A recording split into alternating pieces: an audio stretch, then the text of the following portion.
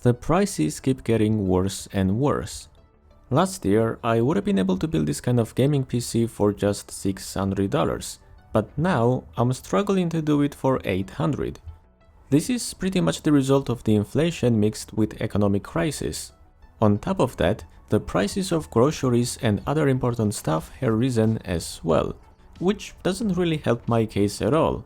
People are asking to sell them computers for cheaper because they have less money left over after groceries and bills they have to pay. So people like me that build computers and stuff are basically squished by both sides. Plus the customers are noticeably more aggressive for whatever reason. So what's the solution, you ask? Well, I wish I had an answer for that. The reality is that people want to buy computers, but they can't. They are noticeably more stressed by the pressure of them having to keep their families fed. And here I'm trying to sell them a gaming PC at a 15% loss. Mind you, I built these PCs when the prices were somewhat low. With today's prices, like if you go and buy these parts right now, I'm pretty much selling my PCs for 35% less than the current value. Plus I'm giving a free activated Windows and 1 to 2 years of warranty on every PC. Making money was never my goal when I started this business. I can just cut even and I'll be happy, but now I can't even do that. At this point, I'm losing money by doing what I love. Now, if I build PCs with like a single RAM stick, cheap power supplies, cheap everything, I'm gonna still gain some money, I hope. But I don't wanna build computers with garbage, although it does seem like that's the only choice that I have left. I'm not sure how long it's gonna continue like this, but I really hope that I don't have to use the cheapest hardware that I can get my hands on. But enough with all that, let's talk about the computer that we are building today. I had this CPU and motherboard combo laying around, so I thought that I'd build a system with it. 10th Gen i7 is still pretty capable to this day, especially if you unlock the wattage and let the CPU draw as many watts as it needs. To cool such a CPU, I decided to go for a 240mm AIO. As for the RAM, I wanted to go for 32 gigs, but the locals don't really want more than 16. In terms of storage though, I went with the 512 GB Sata SSD. And yes, we do have an M.2 slot here, but as I mentioned before, people are trying to save every single bit of money that they can right now. Otherwise, I would have installed 32 gigs of RAM and a terabyte of M.2 NVMe SSD here. And of course the star of the show, RTX 3070. We'll be powering this whole system with a 750 watt power supply from DeepCool. Now before we get into the benchmarks, let me show you guys how we can boost the performance of this CPU by roughly 30%. By default, i7-10700F boosts up to 4.6 GHz on all cores for 28 seconds, after which it goes back to its advertised 65 watts and limits the frequency to 3.5 GHz. Here's the results of Cinebench R23 all-core stress test while the BIOS settings were set to default. And now I'm gonna show you how we can increase the performance by 30%. TLDR, it's pretty straightforward. You just need a good motherboard with good VRMs and good cooling, and you need to find an option to remove the limit on PL1. In my case, that option was under Internal CPU Power Management in the AI Tweaker tab. By default, this is set to auto, which is 65 watts, and we're gonna change it to 170, because this CPU needs around 170 watts to keep all of the cores at 4.6 GHz at all times.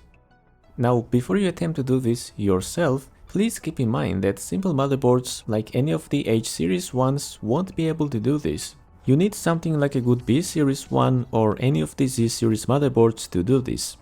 On top of that, the temperature of the CPU will also increase, hence the 240mm AIO that we have here. It's always important to make the best use of what you have at hand. Example, I'm cooling my Ryzen 9 5950X, which is a pretty powerful 16-core CPU with a simple 120mm tower cooler. Why? Because that's what I had at the time. My computer is built in a mid-tower ATX case and it doesn't have any space for an AIO or even a slightly bigger tower cooler. So instead of overclocking or increasing the power limits of this CPU, I made it slightly weaker by undervolting and reduced the temperature by a huge amount. This is why it's important to know your limits. But either way, I bet you guys wanna know how this computer performs in games after unlocking the full potential of this CPU.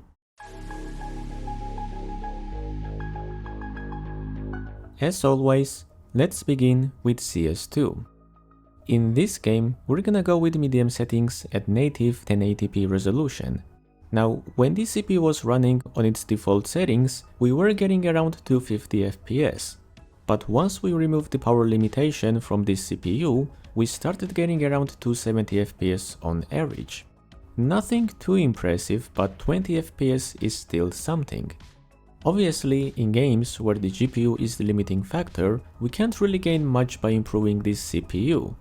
Now, if we had an RTX 3080 in here, we would have seen way bigger gains. But I didn't have the budget or the hardware to do this, so we're just gonna have to test the games on this configuration instead. Doom Eternal. In this game, the PC performed just perfect. On Ultra Nightmare settings at 1080p resolution, we got the smoothest 300 FPS that I've ever seen. Even the 0.1% lows were around 200. Pretty impressive that a game can be this smooth. The Witcher 3, another game that ran exceptionally well.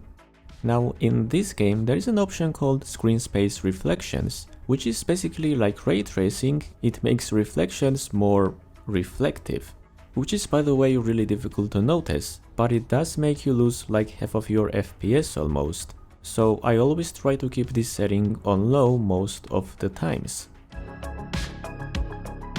I've also tested many other games on this PC. All of them ran without a problem whatsoever, except for Warhammer 40k Space Marine 2, which is by the way a really poorly optimized game. The issue with this game specifically is that it simply struggles to run on older hardware for whatever reason, especially if the CPU has more than 6 or 8 cores. Example, it runs way better on a 4-core i3-14100F than a 16-core Ryzen 9 5950X for whatever reason. By the way, that i3 processor was running on a DDR4 memory, not DDR5. There are countless threads on this game where people are having the same exact issue. So if you wanna play this game specifically, just go for something like a Ryzen 5 7600X or a 7700X instead. On that note, let's wrap up this video. Thank you so much for watching, and as always, I'm gonna see you guys in the next one. Bye bye.